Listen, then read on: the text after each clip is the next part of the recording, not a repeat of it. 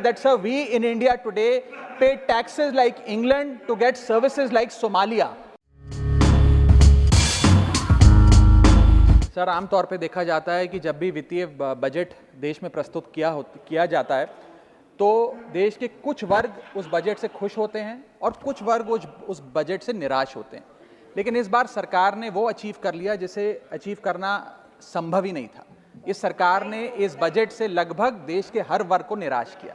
They have managed to displease all sections of our society. In fact, sir, Bharatiya Janata party के अपने समर्थक भी, अपने वोटर भी इस बजट से बेहद निराश हैं। सर, बजट 2024 में अगर आप सर इनको मुझे बोलने दीजिए, नहीं तो मैं if you want me to yield मैं बैठ जाता हूं। सर आप बैठो, आप बोलने दो। माननीय सदस्य, आप बोलो ना। माननीय सदस्य, क्या प्रॉब्लम है? कृपया बैठे। बैठो। क्या बैठ जाए? बैठो आप। प्लीज बैठिए। आप बोलिए थोड़ा सा, प्लीज कंटिन्यू बोलिए। सर, पिछले 10 सालों में टैक्स लगा कर सरकार ने एक देश के आम आदमी का खून चूस लिया। अब आप मानिए, आप 10 रुपए कमाते हैं, उसमें से 3-3.5 रुपए आप इनकम टैक्स के माध्यम से दे देते हैं, 2 रुपए 2.5 रुपए जीएसटी आपका चूस लेता है, 1.5-2 रुपए आपका कैपिटल गेन टैक्स लगता है, सेस सरचार्जेस 1-1.5 रुपए के लग जाते हैं, तो मात्र 10 रुपए में से 7-8 रुपए तो सरकार के खजाने में चला जाता है। तो आम इंसान को मिलता क्या है, आम आदमी को मिलता क्या है?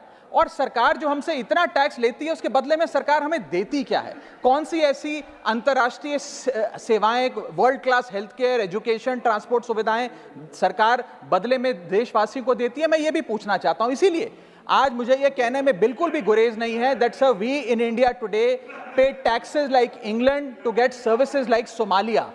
सर, आज सर मैं अपने इस भाषण को सर 2 भाग में बांटूंगा। पहले भाग में मैं सर सरकार की इतनी दुर्दशा 2024 के चुनावों में क्यों हुई और आज की आर्थिक स्थिति क्या है उस पर बात करूंगा, और दूसरे भाग में कुछ सुझाव भी सरकार को दूंगा। सर, पहले 2019 में भारतीय जनता पार्टी की 303 सीटें थी। देश की जनता ने उन सीटों पर 18% जीएसटी लगाकर इनको 240 सीटों पर ला खड़ा किया।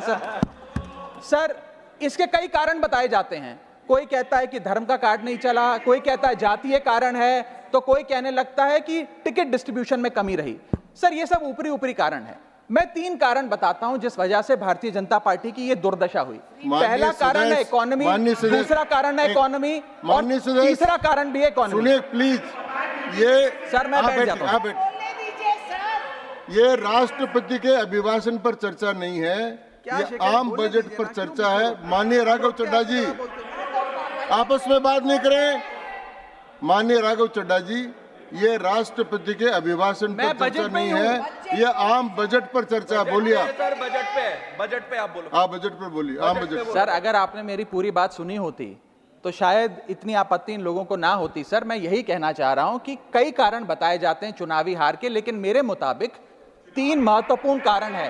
पहला कारण इकोनॉमी, दूसरा कारण इकोनॉमी, और तीसरा कारण भी इकोनॉमी। मैं इकोनॉमी की बात कर रहा हूं, चुनावों की बात नहीं कर रहा सर।